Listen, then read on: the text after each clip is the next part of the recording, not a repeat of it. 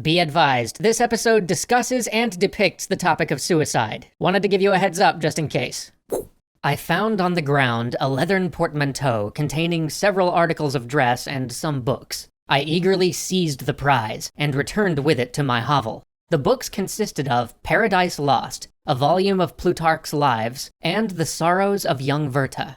The possession of these treasures gave me extreme delight. I can hardly describe to you the effect of these books. They produced in me an infinity of new images and feelings that sometimes raised me to ecstasy, but more frequently sunk me into the lowest dejection. I thought Werther himself a more divine being than I had ever beheld or imagined. His character contained no pretension, but it sank deep. The disquisitions upon death and suicide were calculated to fill me with wonder. I did not pretend to enter into the merits of the case, yet I inclined toward the opinions of the hero, whose extinction I wept without precisely understanding it.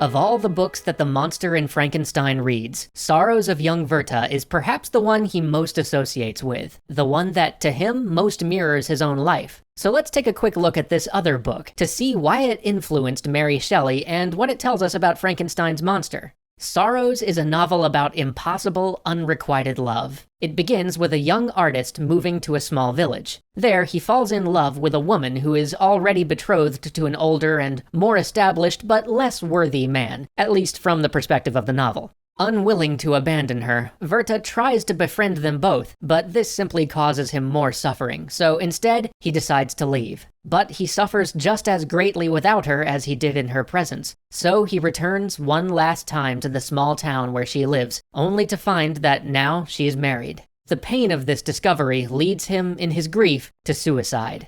This novel was a smash hit. If there had been charts back then, this would have torn them up all across Europe.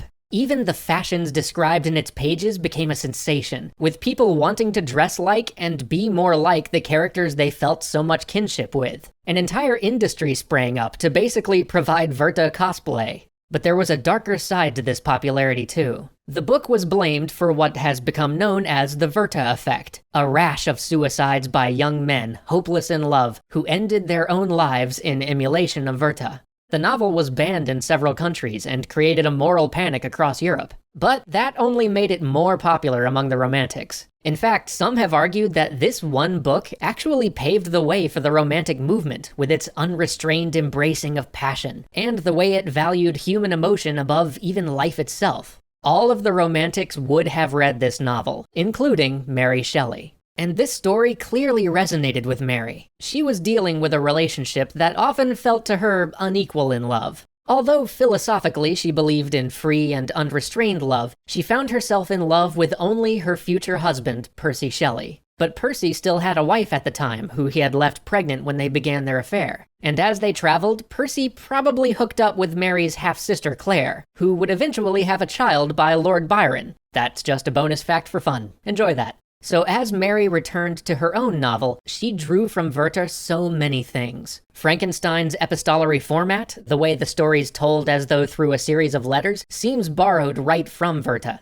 So do some of the novel's themes, such as all the musings on the value of life. And of course, there's Victor's contemplation of suicide after cowardly refraining from speaking in the defense of a dear friend at trial, who was later executed. The monster, too, exalts the release of suicide as the book comes to a close. Very Werther. But perhaps most striking is how Shelley delves into the question of love. Because her whole book deals with unrequited love. Love which seems so tantalizingly near, only to be ripped away at the last moment. Victor's bride is killed on his wedding night. The monster genuinely loves humanity, and the reader is led to believe time and again that this fondness will finally be returned, only to then witness the monster being rejected by humanity whenever he so much as reveals his visage. But Shelley doesn't just rip Werther's ideas about love wholesale. She's got her own unique take on it, her own angle that she wants to explore. Because the central pivot point in her story is, arguably, the monster's request that Frankenstein make him a mate.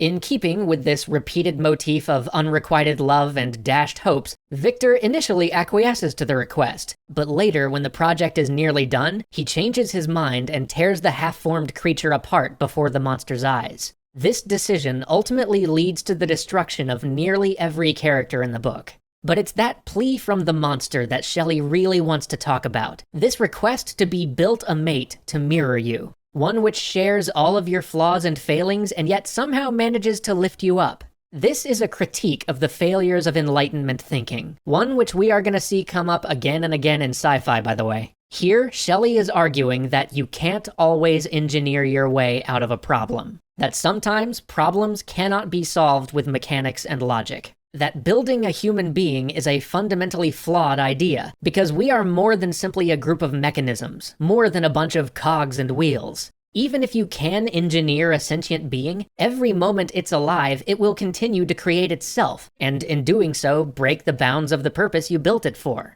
This moment is also a feminist critique. Mary's mother was actually one of the most well-known early feminists. Here we are shown two men talking about building a woman to meet one of their desires. There is no discussion of what she might want or what she might need. In fact, the possibility that she might reject the monster isn't even considered until her creation's nearly complete. But most of all, this moment is a critique of those who would demand that love solve all of your problems. Now, Shelley was a romantic. There is no doubt that she saw love as the most powerful and ennobling of human emotions, and she would agree that love can soothe the soul and help us through the toughest times. We see her express exactly that with the side characters of Felix and Safie, a pair of poor young lovers whom the monster observes. But Mary has a subtler point to make. The soothing support and strength of love has to happen organically. You can't demand that of love. You can't say, I'll find love and then I'll be okay. Because that breaks the idea of what love is. The mutual, equal, and reciprocal nature of love falls apart if one partner needs love to fix them. For Shelley, love is an end in itself, not a device by which you achieve other things. So in the end, Frankenstein is perhaps as much a critique of Werther as an embracing of it. Werther's limitless passion and zealous portrayal of love are absolutely baked into the tragedy of Frankenstein. But the argument that we can't demand that love save us is in there too. That love doesn't exist to fix us or to solve our problems. That people can't put that burden on love. Because love is, in and of itself, complete.